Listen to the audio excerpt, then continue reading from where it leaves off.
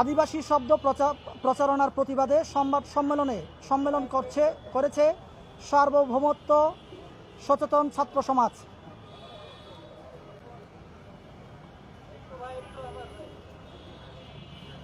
এটা তো এভাবে পড়ে না, নিজে থেকে বলেন, নিজে থেকে বলেন, এটা থেকে হ্যাঁ নিজে থেকে বলেন, আপনি এখান থেকে বলেন।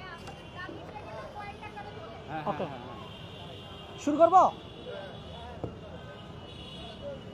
আমরা অত্যন্ত উদ্বিগ্নের সাথে লক্ষ্য করছি যে সম্প্রতি ঢাকা বিশ্ববিদ্যালয়ের ছাত্র সংসদ নির্বাচনকে কেন্দ্র করে বিদেশি এনজিও ও ভারতীয় প্রেসক্রিপশনে ঢাবিতে আদিবাসী বিচ্ছিন্নতাবাদ প্রচারণা ও কায়েম করা ষড়যন্ত্র হচ্ছে।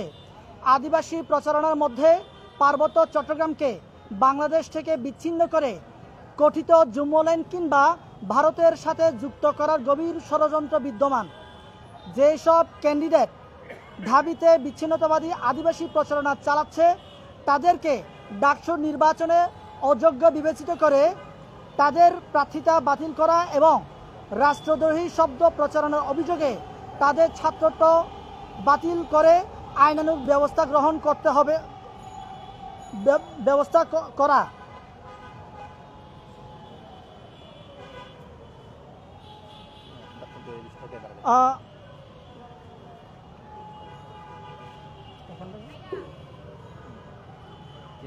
গ্রহণ করতে হবে ঢাকা বিশ্ববিদ্যালয় প্রশাসনকে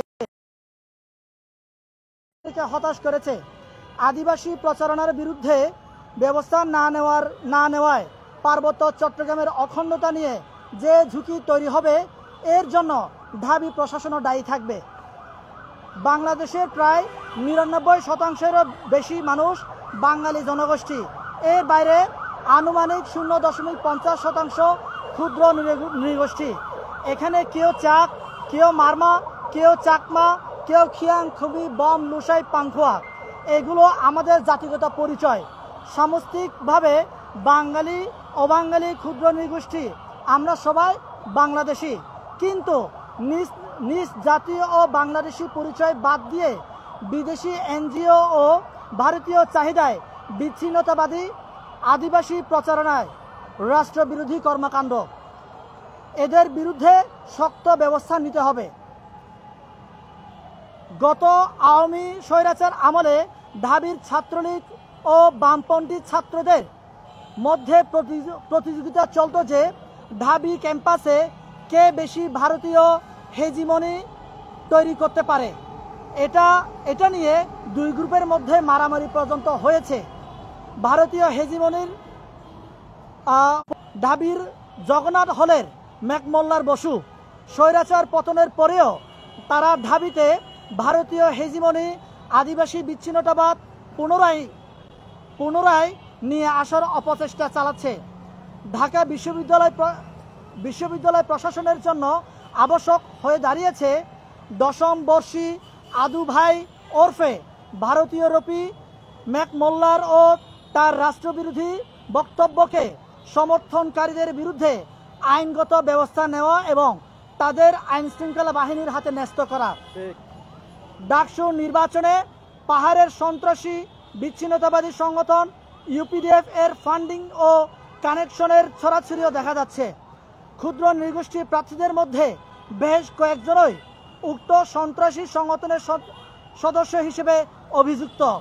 এই ব্যাপারগুলোতে ঢাবি প্রশাসনের যাচাইহীনতা ও নিষ্ক্রিয়তা বাংলাদেশের সার্বভৌমত্বকে ঝুঁকির মধ্যে ফেলবে। ঢাকা বিশ্ববিদ্যালয়ে কোনো ছাত্র কিংবা শিক্ষক যারাই রাষ্ট্রদ্রোহী ও বিচ্ছিন্নতাবাদী আদিবাসী শব্দ প্রচারণা চালাবে তাদের বিরুদ্ধে তাৎক্ষণিক ব্যবস্থা নেওয়ার জন্য ঢাকা বিশ্ববিদ্যালয় প্রশাসনের দাবি জানাচ্ছি। এরপরে ঢাকা ইউনিভার্সিটির ছাত্র রিয়াজুল আপনাদের সামনে কিছু বলবেন। আসসালামু আলাইকুম। আপনারা জানেন ডাকসু বাংলাদেশের রাজনীতির জন্য খুব একটা গুরুত্বপূর্ণ বিষয়। এই গুরুত্বপূর্ণ বিষয়কে আসলে আমাদের সামনে এমনভাবে উপস্থাপন করা হয়েছে যে আদিবাসী ইস্যুটা শুধু ডাকসুর জন্য না, এটা বাংলাদেশের সার্বভৌমত্বের জন্য সবচেয়ে একটা বড় হুমকি হয়ে দাঁড়িয়েছে। আপনারা জানেন আইএলও কনভেনশন 169-70 ধারায় 2007 সালের 169-70 ধারায় লেখা আছে আদিবাসী হলে তাকে সার্বভৌমত্বের অধিকার দিতে হবে, স্বায়ত্ত শাসনের অধিকার দিতে হবে এবং আলাদা রাষ্ট্র গঠন করতে চাইলে এই যে আপনার জাতিসংঘ আছে, জাতিসংঘ থেকে সরাসরি তাদের উপর হস্তক্ষেপ করা হবে এবং এই জাতিসংঘ ওদের হেল্প করবে যে আলাদা রাষ্ট্র গঠন করার জন্য, এবং তারা চাইলে আলাদা রাষ্ট্রীয় বাহিনী গঠন করতে পারবে। তো কিন্তু দুঃখের বিষয় আজকে বাংলাদেশে আদিবাসী শব্দকে একদম কি বলে নর্মালাইজ করে ফেলা হয়েছে। আদিবাসী, বাংলাদেশে আদিবাসী তো নাই। আদিবাসী কারা আসলে? আদিবাসী হচ্ছে যারা স্বর্ণাতীত কাল থেকে একটা জায়গায় বসতি স্থাপন করে আসছে, তাদের কোনো অতীত ইতিহাস, তারা কিভাবে আসছে, কিভাবে স্থাপন করছে, বসতি স্থাপন করছে, সেই সম্পর্কে কোনো কিছু জানা যায় না। তারাই হচ্ছে আদিবাসী। কিন্তু দুঃখের বিষয় আমরা দেখতে পাচ্ছি এই পার্বত্য চট্টগ্রামে যারা আছে তারা আদিবাসী না, তারা ক্ষুদ্র নৃগোষ্ঠী অথবা তাদের আলাদা জাতিসত্তা আছে। যারা চাকমা তারা চাকমা, যারা মারমা তারা মারমা, যারা ত্রিপুরা তারা ত্রিপুরা। তাদের আলাদা জাতীয়তা পরিচয়, জাতিগোষ্ঠীর পরিচয় থাকার পরেও কেন জানি তারা আদিবাসী সুপরিচয় দিয়ে যে জাতিসংঘের যে পার্বত্য চট্টগ্রামের সন্ত্রাসী সংগঠন জেএসএস